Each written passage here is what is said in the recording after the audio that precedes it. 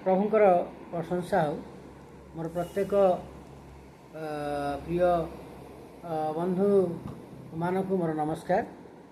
आज सकाळे पुनर्बार आम को प्रभु तांकर वाक्य मध्य को आनिछंती एवं तांकर उपस्थिति मध्य आम अच्छु।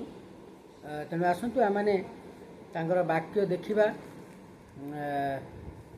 जोहन आज आम एक अध्याय आम देखिबा तांकर वाक्य पढ़िबा। आम आद्ୟରେ वाक्य थिले, वाक्य ईश्वरଙ୍କ संगरे थिले, सेई वाक्य ईश्वर थिले, से आद्ୟରେ ईश्वरଙ୍କ सहित थिले, ताहांक द्वारा समस्त सृष्टि हैला। आउ जे समस्त सृष्टि होई अछि सेथि मध्यरु गोटी सुधा ताहांक बिना सृष्टि होई नाही। ताहांक ठारे जीवन थिला ओ सेई जीवन मनुष्य मानकर ज्योति। सेई ज्योति अंधकार रे जाजल्यमान होई आसुअछि, आ अंधकार ताहा ग्रहण करि नाही। 6 पद जोहन आमे एक अध्याय पढ़ुचु। बर्तमान 6 रु 10 पर्यंत पढ़िबा। ईश्वरଙ୍କ निकटरू प्रेरित जड़े व्यक्ति उपस्थित हेले, ताहांक नाम जोहन। से जेपरि ज्योति विषय साक्ष्य दियंती, पुणी ताहांक द्वारा समस्ते विश्वास करती। एथिपाई से साक्ष्य देवा निमंते आसिले। से निजे से ज्योति नथिले, किंतु ज्योति विषय साक्ष्य देवा निमंते आसिले। जो सत्य ज्योति प्रत्येक मनुष्य को आलोक प्रदान करती, से जगत को आसुथिले। से जगत रे थिले और जगत ताहांक द्वारा सृष्टि हैला, तथापि जगत ताहांकु चिनिला नहीं। प्रभु आम पठित वाक्य द्वारा आशीर्वाद करंतु। आसतु आम प्रार्थना करिया। प्रभु आम एतले धन्यवाद दउ तुमर वाक्य पाई। प्रिय प्रभु आम जिते तुम वाक्य बर्तमान शुणीचु एवं ये वीडियो माध्यम जिते शुणे समस्त को आशीर्वाद दियो। ये समस्त प्रार्थना केवल त्राणकर्ता प्रभु जीशु का पवित्र नाम मागिलु, आमेन। प्रिय बंधुगण, आमनक प्रभुंकर वाक्य सब प्रभुंकर वाक्यर आवश्यकता रही।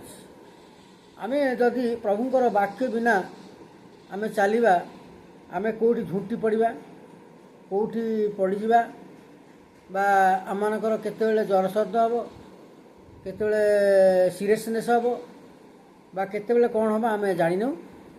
किंतु प्रभुंकर वाक्य जेते दिन आमे बंचीचु, हूँ तो आमे 20 वर्ष बंचु, 50 वर्ष बंचु, बा 40 वर्ष बंचु, बा 25 वर्ष बंचु, जेतिकी वर्ष बंचुना कहीं समस्ते आमे मृत्युवरण करवा। शारीरिक भाव में समस्ते आमे मृत्युवरण करवा, किंतु जेति दिन मध्य आमे बंचिबा 30 वर्ष हो, 40 वर्ष हो, 50 वर्ष हो, 100 वर्ष हो, ता मध्य आमे जानिबा आवश्यक जे प्रभुंकर वाक्य आम जीवन पर अति उपयोगी अच्छी। कहीं जीशु कहले जे तांकर वाक्य जे मनुष्य केवल रोटी द्वारा बंचब ना। मनुष्य केवल रोटी बंचब ना, किंतु ईश्वर मुखर निर्गत प्रत्येक वाक्य ही बंचब। परमेश्वर वाक्य जड़े लोक शुणिले तार जीवन बंचब, नले से तार आत्मा अरे से मरीज। से आम जाना आवश्यक। जीशु जिते शैतान परीक्षा करने आसला, जे जीशु उपवास प्रार्थना करुले, आते शैतान आसी परीक्षा करी कहला जे तुम्हें जदि ईश्वर पुत्र ताले ये पत्थर गुड़ा पहाड़ रे निर्जन स्थान रे जाइए जीशु प्रार्थना करुले। उपवास प्रार्थना 40 दिन 40 रात्रि। से समय शैतान जो जीशु भोक होती आसी पचार तुम्हें जदि ईश्वर पुत्र ताले पत्थर गुड़ा को रोटी हाँपे आज्ञा दियो। पत्थर गुड़ा को रोटी हाँपे आज्ञा दियो, तुम खाई बंचब। कि जीशु कौन कहले ना, मनुष्य केवल रोटी रे बंचब ना। मनुष्य केवल रोटी खाई बंचब ना, किंतु ईश्वर मुखरू निर्गत प्रत्येक वाक्य ही बंचब। से आज आम को प्रत्येक को मोर आह्वान जे स्वागत कर। Welcome to all of you dear friends. Let us come to hear the word of God. परमेश्वर का वाक्य आइए हम लोग को सारे आदमी भाई बहन सारे आदमी जितना आदमी हम लोग को है परमेश्वर का पास जाकर परमेश्वर का उपस्थित रहकर परमेश्वर का वाणी सुनना चाहिए। जब परमेश्वर का वाणी नहीं सुनेगा तो हमारा जीवन नहीं बचेगा।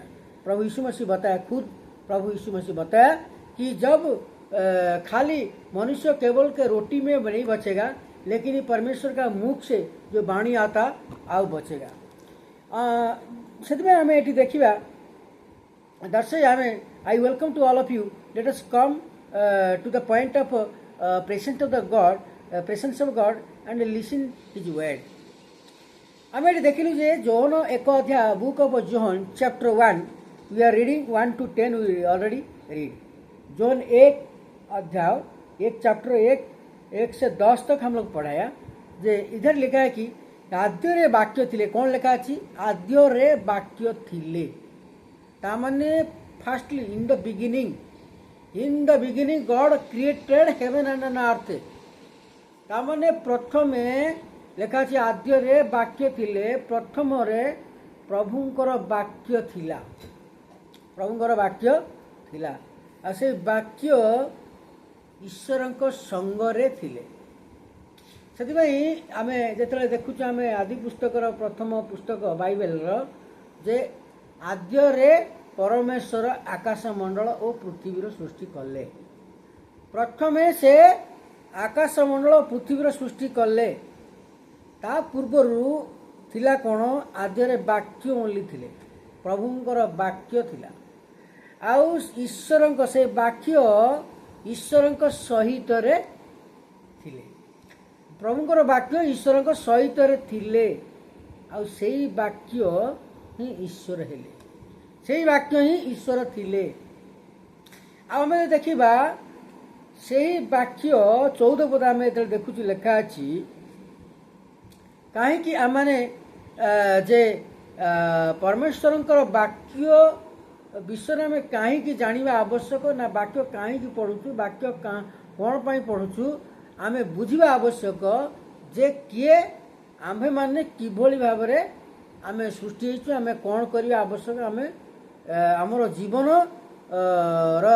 जो मुक्तिर आवश्यक रही बा आमे माने जे परमेश्वर को संतान हबार अधिकार रही आमे बा परमेश्वर ठारू अनुग्रह बा आशीर्वाद आवश्यकता रही परिवार मध्य परमेश्वर आशीर्वाद आवश्यकता रही सुस्थतार आवश्यकता रही शांति सुस्थिरतार आवश्यकता रही शांतिर आवश्यकता रही अभाव दूर हबार आवश्यकता रही आ समस्ते सुस्थतार रहिबार आवश्यकता रही प्रत्येक जपरी सुंदर घरे मध्य रही पारिबे प्रत्येक जपरी भल प्रत्येक सेमानकर लुगापटा खाइबा पीवा रहिबा सबकिछि सुविधा हो पारिबो। सेतिपई आमे परमेश्वरंकर निकटवर्ती हेबा आवश्यक एवं परमेश्वर वाक्य शुणिबार आवश्यकता रही। यदि आम परमेश्वर वाक्य आम न शुणुचु आमर जीवन बंचब ना आमर आत्मा मध्य मुक्ति पाई पारिबो नहीं। लोक हजार हजार लोक मान सब अच्छी से पूर्वर पश्चिम उत्तर दक्षिण से घूरी बुलुं भारत सारा घूरी बुली घूरी घूरी मुक्ति पाइबापी भारत बाहर को चली जाती मुक्ति पाइबापी अनेक लोक से मुक्ति पाई घूरी घूरी घूरी घूरी सारा विश्व सारा देश प्रत्येक देश अनेक देश घूरी बुली लास्ट से माने जीशु शरणापन्न होती जीशु निकटवर्ती होती जीशु को प्रभु उद्धार ग्रहण करी से परित्राण पाई प्रथम से ग्रहण कर हृदय रे तापर से जल दीक्षा नहीं से प्रभु जीशुकर पछे पछे चली एवं से मुक्ति पाई से अनेक लोक मैंने आज घूरी घूरी लास्ट को जीशु पाखक आसी से मुक्ति पाई।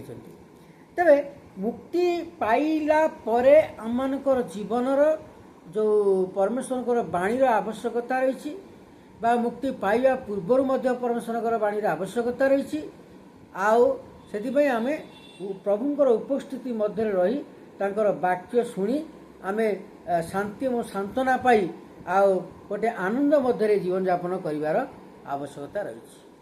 तबे एठी आमे देखिलु जे आद्यरे प्रथम रे वाक्य थिले वाक्य ईश्वर को सांगरे थिले सेई वाक्य ईश्वर हेले सेई वाक्य देहवंत होई ये जगत को आसिले जदि आमे पढ़िबा 1 ଅଧ୍ୟାୟ ତାର 14 ପଦ ଆଉ ସେଇ ବାକ୍ୟ ଦେହବନ୍ତ ହେଲେ ତାମାନେ ସେଇ ବାକ୍ୟ ଦେହବନ୍ତ ମାନେ ଯୀଶୁଙ୍କ ନାମରେ ଏ ଜଗତକୁ ମନୁଷ୍ୟ ଭାବରେ ସେ ଦେହବନ୍ତ ହୋଇ ଆସିଲେ ସେଥିପାଇଁ ଲେଖା ଅଛି 14 ପଦରେ ଯେ ଲେଖା ଅଛି ଆଉ ସେହି ବାକ୍ୟ ସେଇ ପରମେଶ୍ୱରଙ୍କର ବାକ୍ୟ ଦେହବନ୍ତ ହେଲେ ପୁଣି ଅନୁଗ୍ରହ ଓ ସତ୍ୟରେ ପରିପୂର୍ଣ୍ଣ ହେଲେ ଅନୁଗ୍ରହ ଆଉ ସତ୍ୟରେ ପରିପୂର୍ଣ୍ଣ ହେଲେ ଯଦ୍ୱାରା ସେଇ ଅନୁଗ୍ରହ ଏବଂ ସତ୍ୟ ଲୋକମାନଙ୍କୁ ସେଇ ଅନୁଗ୍ରହ ଏବଂ ସେଇ ସତ୍ୟତା ଦେଇ ମୁକ୍ତ କରିବା ପାଇଁ ଏଠି ଆମେ ଦେଖୁଛୁ ଯେ ଅନେକ ଲୋକମାନେ ଅଛନ୍ତି ନିଜ ଇଚ୍ଛାରେ କଥାବାର୍ତ୍ତା କରନ୍ତି ଠିକ୍ କଥାରେ ମିଛ ସତ କଥାବାର୍ତ୍ତା କରନ୍ତି ଠକାମି କଥାବାର୍ତ୍ତା କରନ୍ତି ବିଭିନ୍ନ ପ୍ରକାର ତାଙ୍କ ଇଚ୍ଛା ଅନୁସାରେ ପରିଚାଳିତ ହୋଇ କଥାବାର୍ତ୍ତା କରନ୍ତି କିନ୍ତୁ ପ୍ରଭୁଙ୍କର ଆତ୍ମାଙ୍କ ଦ୍ୱାରା ସେମାନେ ପରିଚାଳିତ ହୋଇ କୁହନ୍ତିନି ସେଥିପାଇଁ ସେମାନେ ଭାବନ୍ତି ଯେ ମିଛଟା କହିଲେ କିଛି ଅସୁବିଧା ନାହିଁ କିନ୍ତୁ ଯେତେବେଳେ ଆମେ ଦେଖୁଛୁ ସଫିରା ସେମାନେ ସାଧାରଣ ଗୋଟେ ମିଛ କଥା କହିକି ଆଉ ସେମାନେ କହିଲେ ହଁ ମିଛ କିଛି ଅସୁବିଧା ନାହିଁ ଏଇଟା ସାଧାରଣ ବିଷୟ ଆଉ ତାପରେ ଯେତେବେଳେ ସାଧାରଣ ବିଷୟ ଭାବିକିରି ଯେତେବେଳେ ଆସୁଛନ୍ତି ଆଉ ସେମାନେ ଡିସାଇଡ୍ କରିଛନ୍ତି କିଛି ଦେବା ପାଇଁ ଗୋଟେ ଜମି ବିକି ପ୍ରଭୁଙ୍କୁ ଦେବା ପାଇଁ ଇଚ୍ଛା କରିଛନ୍ତି ପ୍ରଭୁଙ୍କର କାର୍ଯ୍ୟ ନିମନ୍ତେ ଯେତେବେଳେ ଆସିଲେ ପ୍ରଭୁଙ୍କର ଦାସମାନଙ୍କ ପାଖକୁ ପ୍ରଭୁଙ୍କ ଦାସମାନେ କହିଲେ ତୁମେ କ'ଣ ଏତିକି ଡିସାଇଡ୍ କରିଛ ଦେବା ପାଇଁ ଏତିକି ତୁମେ ସ୍ଥିର କରିଥିଲ ଦେବା ପାଇଁ ସେମାନେ ମିଥ୍ୟା କହିବାରୁ ସେମାନେ ସାଙ୍ଗେ ସାଙ୍ଗେ ସେଇ କଣି ତଳେ ପଡ଼ିଗଲେ।